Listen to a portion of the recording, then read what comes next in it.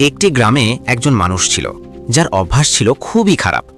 গ্রামে কেউ মারা গেলে সে জানাজায় যেত, দাফনের পর কবরের জায়গা মনে রাখত, তারপর গভীর রাতে গিয়ে কবর খুঁড়ে কাফন চুরি করত।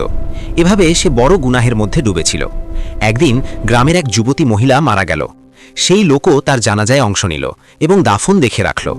রাতে সে কবরস্থানে গেল, কিন্তু সেখানে গিয়ে সে এমন একটি ভয়ঙ্কর পাপে জড়িয়ে পড়ল যা ভাবলেও মানুষের অন্তর কেঁপে ওঠে। এই ঘটনার পর হঠাৎ তার বিবেক জেগে উঠল। সে বুঝতে পারল আমি কত বড় গুনাহ করে ফেলেছি। সে কাঁদতে লাগল, অনুতপ্ত হলো আর ভাবল আমার কি আর ক্ষমা হবে। সে গিয়ে হাজির হলো মুহাম্মদ সাল্লাল্লাহু আলাইহি ওয়াসাল্লামের কাছে। সে নিজের গুনাহের কথা বলল। বর্ণনায় আসে নবীজি সাল্লাল্লাহু আলাইহি ওয়াসাল্লাম তার ভয়ঙ্কর পাপের কথা শুনে খুবই কষ্ট পেলেন এবং তাকে কঠোরভাবে সতর্ক করলেন, দূরে যাও, এমন গুনাহ থেকে ফিরে আসো।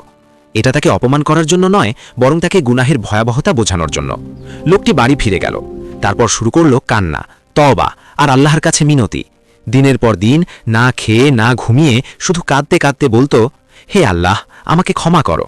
তার শরীর দুর্বল হয়ে গেল, শুকিয়ে গেল, জাগা জাগা শরীর পচে গেল, কিন্তু সে তওবা ছাড়ল না। আল্লাহর রহমত। অবশেষে তার আন্তরিক তওবা আল্লাহ কবুল করলেন, কারণ আল্লাহ বলেন, নিশ্চয়ই আল্লাহ সব গুনাহ মাফ করেন যদি বান্দা সত্যিকারভাবে তওবা করে।